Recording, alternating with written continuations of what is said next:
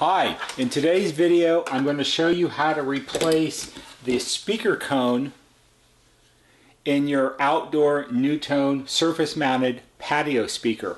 And this video was suggested to me by a fellow named Nick.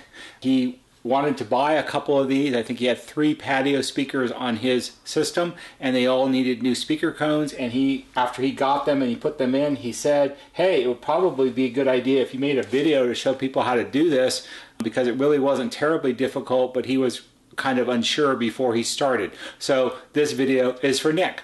So what we have here is, this is a NuTone IS339 patio speaker. This is from a 3003 system, and it would have been manufactured sometime between 1984 and 1993. So this is a pretty standard surface mount configuration. Surface mount means that there is no hole, no big hole cut in the wall behind the station. It has this surface mounted box which attaches to the face of the stucco wall, and you'll see there's a tiny hole in the wall for the wire to come through, and then the intercom station sits on the mounting box. This is the preferred way to do an outdoor station.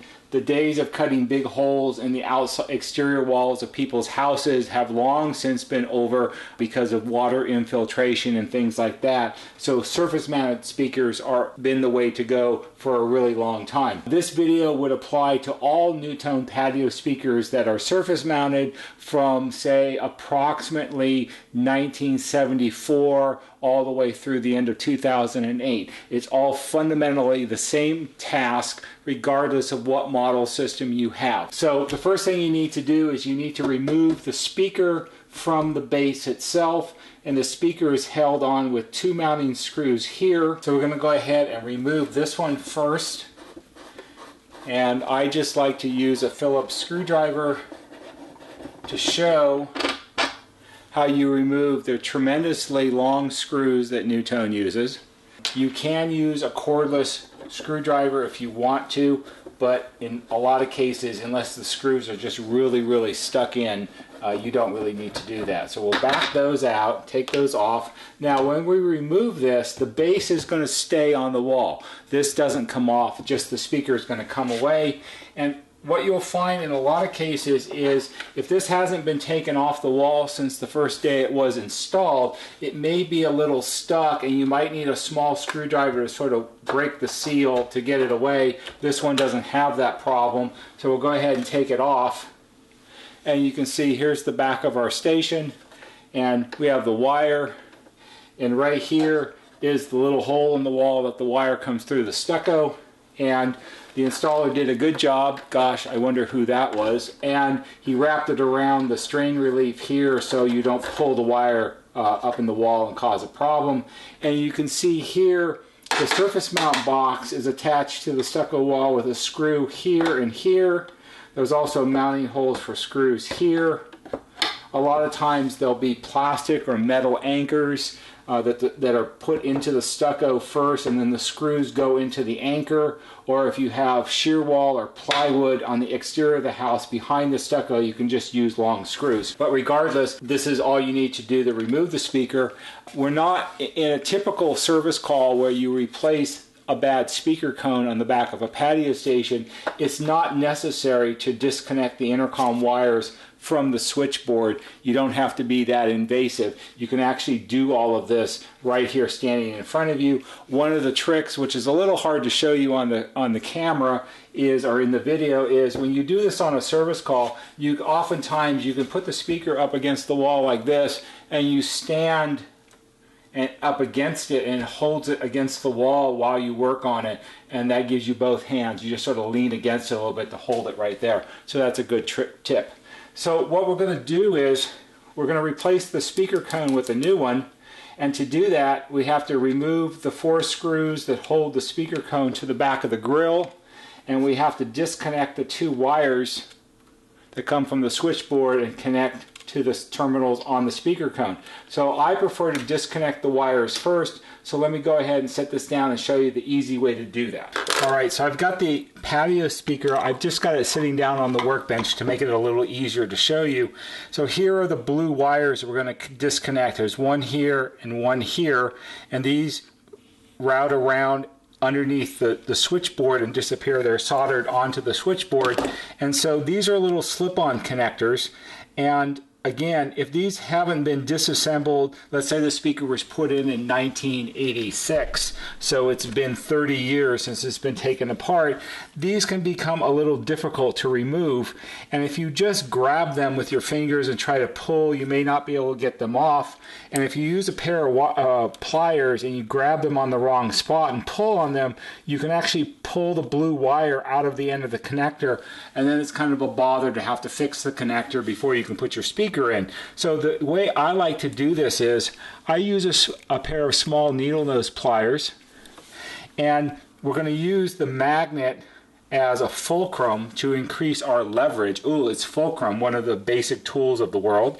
And what you're going to do is you're going to take your needle nose pliers and you're going to grab the skinny part of the metal connector, not the blue wire, but just the skinny part. You're going to squeeze it a little bit, and you're going to rock the needle nose pliers against the round magnet. That's the fulcrum part.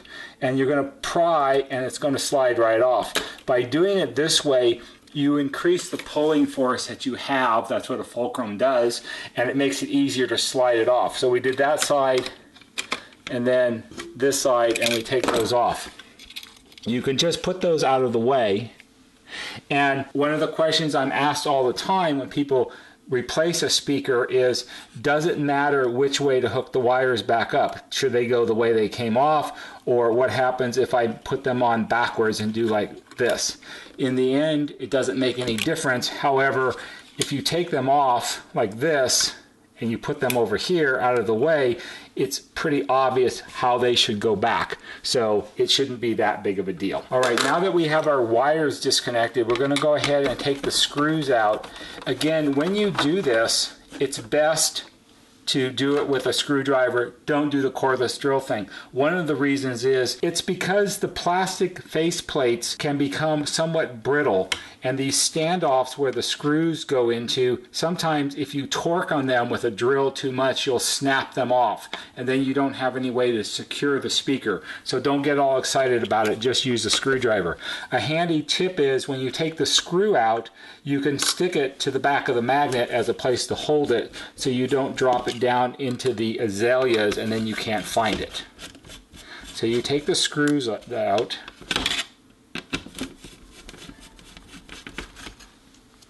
and then you take the speaker off. So let's go ahead and turn this over and see what we have. All right, so this is excessively nasty. And this is an actual real patio speaker cone. This came off of a customer's house a couple weeks ago, and I saved it because this is what patio speakers look like a lot of the time when you take them off after 30 years. You've got rust on the metal frame. It's obviously been gotten wet a lot over the years because the paper is all wrinkled and shrunk. It's all torn right here. And of course it doesn't work, so it's pretty nasty. So we're going to go ahead and take this. We need to keep the screws, but we don't need the speaker cone, so that goes in the bin. And here's our brand new speaker cone. Now this is a genuine NuTone speaker cone, and what we do to these to make them last longer is we coat the cone surface on the outside. You don't need to do it on the back, but on the outside we coat them with a material called the wet look. It's a product that's made to weatherize paper coned speakers, which these are, for outdoor use. And it makes the paper waterproof. It also has UV light inhibitors in the substance, so it doesn't tend to rot the paper away as much. And when we get these cones in from NuTone, they're just standard paper speaker cones, and so we give them 2 coats of the wet look before we send them out to people, or we use them on service calls, and this will make your speaker cones last a lot longer. So all you have to do is you take this, you set it back on the frame, on the back of the faceplate. You want to make sure the terminal connections are at the bottom, just like on the old one. And then you put your screws back in. When I put the screws in, I usually do them across the speaker. It's kind of like tightening the lug nuts on your car wheel up. You want to go across and across. And I don't tighten them down all the way the first go around. I get them all started, and then I go around a second time and I tighten them up.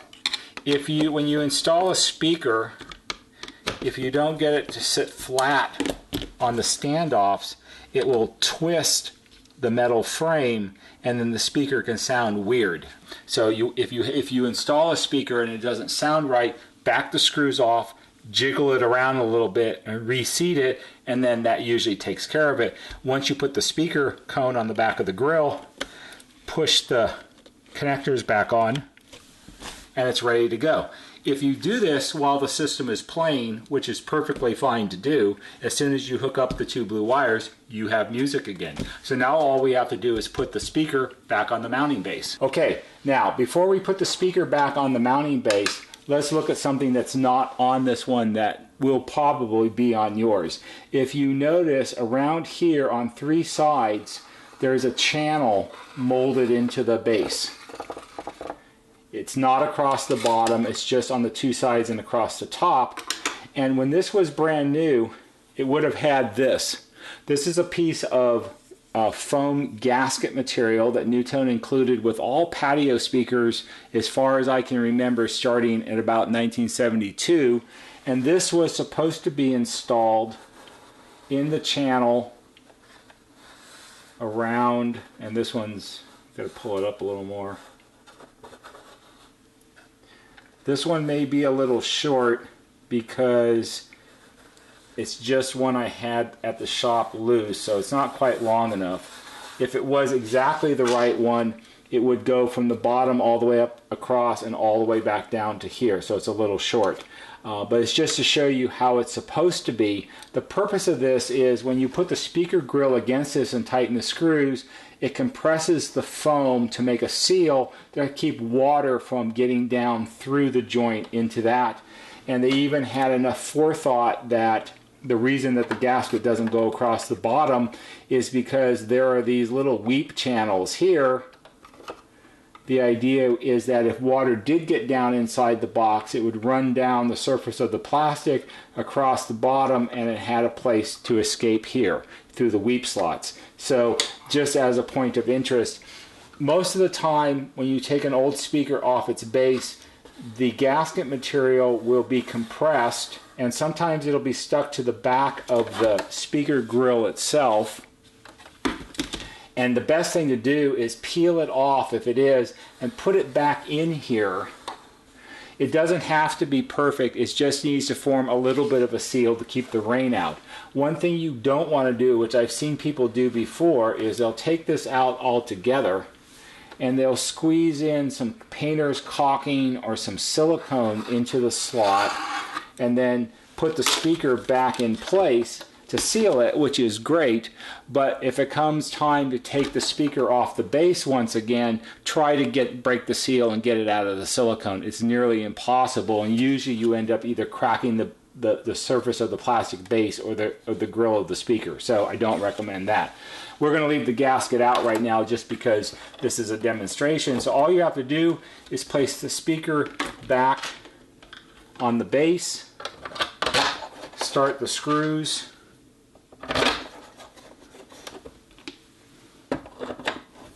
tighten them up with about 100,000 turns of the screwdriver, it seems like. You know, NuTone is famous for having really, really long screws where you didn't necessarily always need them. And of course, on the other side of the coin, they had really, really short screws where screws that were an inch longer would have made it a lot simpler. So, go figure. Anyway, so tighten these down. Again, You don't need to wrench on these. You just need to snug them up, because you have to keep in mind that the grill material, the plastic, it might be somewhat brittle from being outside for 30 years, and if you over tighten them, you'll crack it, and then it'll flop around and it won't stay on the wall properly. So don't over tighten them. That's all there is to replacing the speaker cone on a NuTone surface mount patio speaker. I hope you found this video to be helpful and interesting. If you did, please give it a big thumbs up on YouTube.